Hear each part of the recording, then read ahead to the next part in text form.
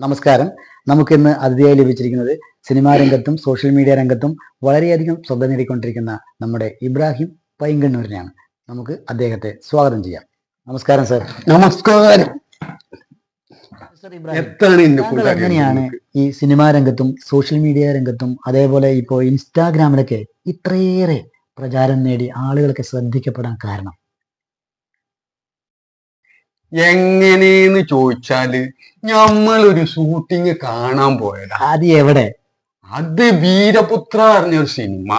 എവിടെയായിരുന്നു അത് ഞമ്മളെ കുറ്റിപ്പുറത്ത് ആ പാലത്തിന്റെ ഓട്ടില്.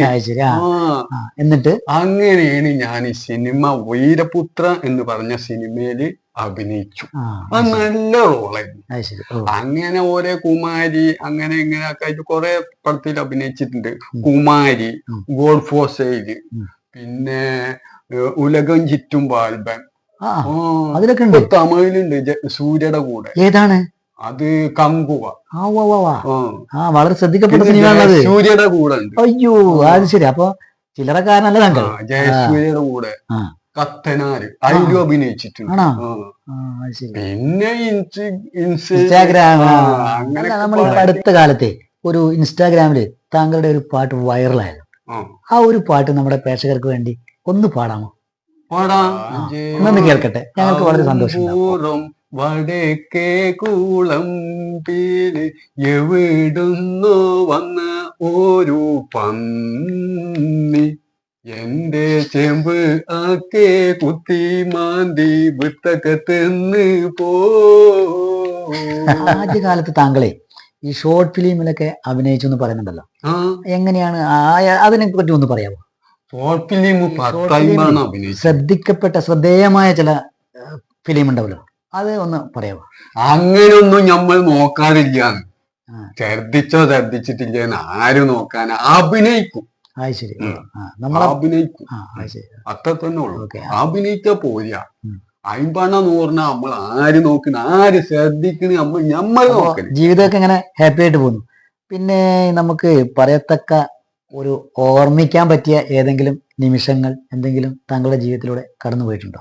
ഈ സിനിമയിലോ അല്ലെങ്കിൽ നിത്യജീവിതത്തിലോ? അങ്ങനെ ഈ എന്താ പറയാ, ഈ വല്ല അലയൻസും അങ്ങനെയൊക്കെ ഉണ്ടല്ലോ, മറ്റേ ആ പ്രേമമൊക്കെ ഉണ്ടാവില്ല.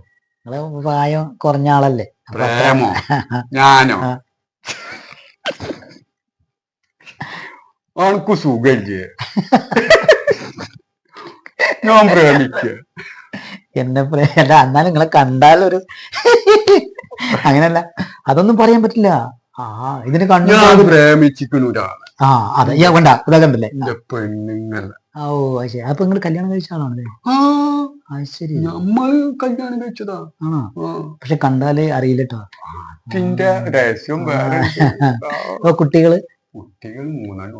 3 ശരി. ആള് കാമനാണ്. ഭാര്യയെ കുറിച്ചും കുട്ടികളെ കുറിച്ചൊക്കെ നമുക്കൊക്കെ അറിയാൻ താല്പര്യം ഉണ്ടാവും. അപ്പൊ അതിനെ പറ്റി ഒന്ന് സാറിന് പറയാൻ പറ്റും? എനിക്ക് 3 കുട്ടികളാ. 2 പെൺകുട്ടികളും ഒരാണും. ചെറിയ കുട്ടികളാണോ അതോ? ചെറുതല്ല, വലുതന്നെയാണ്. രണ്ടാമത്തെ കല്യാണം. മുതിർന്നവരാണ്. ചെക്കവിടെ എല്ലാ പണിക്കൊക്കെ പോകും. ഭാര്യയെ കുറിച്ച് താങ്കൾ പറഞ്ഞില്ല, കുട്ടികളെ കുറിച്ച് പറഞ്ഞു. ഭാര്യ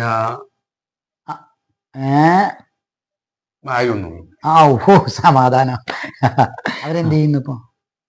അവരിങ്ങനെ നമ്മളെ അല്ലറ സഹായം കാര്യങ്ങൾ വീട്ടില് ഹൗസ് വൈഫ് ആയിട്ടിരിക്കുന്നുണ്ട്. താങ്കൾക്ക് എങ്ങനെ ഇതിനെല്ലാം സഹായിക്കുന്നുണ്ടോ? സഹായം ഓളെ ഭാഗത്തുനിന്ന്, കുടുംബത്തിന്റെ ഭാഗത്തുനിന്ന് ഫുള്ള് സപ്പോർട്ട് ഉണ്ട്. എല്ലാരും സപ്പോർട്ടാണ്. ആ സപ്പോർട്ടാണ് നമ്മൾ ഇത്ര എത്തിച്ചത്. അത് തന്നെയാണ് നമുക്ക് എപ്പോഴും വേണ്ടത്. നമ്മക്ക് ഓലെ സപ്പോർട്ടല്ല നമുക്ക് വേണ്ടത്. പിന്നെന്താ, ആര് സപ്പോർട്ട് ചെയ്തില്ലെങ്കിലും നമുക്ക് ആകെ വേണ്ടതാണ് നമ്മുടെ കുടുംബത്തിന്റെ സപ്പോർട്ടാണ്. അത് താങ്കൾക്കുണ്ട്. കുടുംബത്തിന്റെ സപ്പോർട്ടും പിന്നെ ഇത് കാണികളുടെ സപ്പോർട്ടും അത് പിന്നെ ഉണ്ടല്ലോ. അതിപ്പോ നമ്മൾ കാണുന്നുണ്ടല്ലോ. ഭാവി പരിപാടികൾ എന്തൊക്കെയാ? സിനിമ, പിന്നെ സീരിയല്, അങ്ങനെ എന്തെങ്കിലും പ്രൊജക്റ്റിൽ ഇപ്പോ ഏർപ്പെട്ടിട്ടുണ്ടോ? ഏർപ്പെട്ടിട്ടുണ്ടോന്ന് പറഞ്ഞാല് തമിഴ് ഒന്നുണ്ടായിരുന്നു, അത് കഴിഞ്ഞു. ഇനി അടുത്തത് ഷോർട്ട് ഫിലിം നമ്മൾ ഇങ്ങനെ ആലോചിക്കുന്നുണ്ട്. അതെങ്കിലൊക്കെ ഒരു ഇത് ഷോർട്ട് ഫിലിം. അതല്ല, നമുക്ക് ഈ ഒരു പാട്ട് നമ്മുടെ ശ്രോതാക്കൾക്ക് വേണ്ടി ഒന്ന് പാടാൻ, ഒരു പുതിയൊരു വേറൊരു പാട്ട് പാടാലോ? ഓക്കെ. എന്നാ പാടിക്കോ. നെഞ്ചിനുള്ളിലിജാണ് കണ്ണി മുന്നിലിജാണ് കണ്ണടച്ച ഇജന്നെയാണ് മൈമുന മൈമുന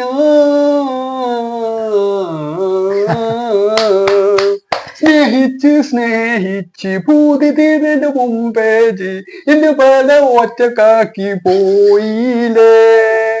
ഒന്നും രണ്ടാണ്, നമ്മൾ രണ്ടാളും ഒന്നാണ്, എന്റെ കൽവിൽ ഇജന്നേനും Maimuna. Okay okay okay okay okay okay.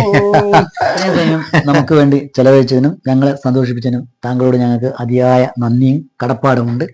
താങ്കളുടെ കലാജീവിതം വളരെയധികം ശോഭനമാവട്ടെ, ഇനിയും ഇനിയും ഉയരങ്ങളിലേക്ക് എത്തിപ്പെടട്ടെ എന്ന് ഞങ്ങൾ എല്ലാവരും ഹൃദയപൂർവ്വം ആശംസിക്കുന്നു. ദൈവത്തിന് നന്ദിയുണ്ട്. ഇനി നമുക്ക് കാണാം. ഓക്കെ.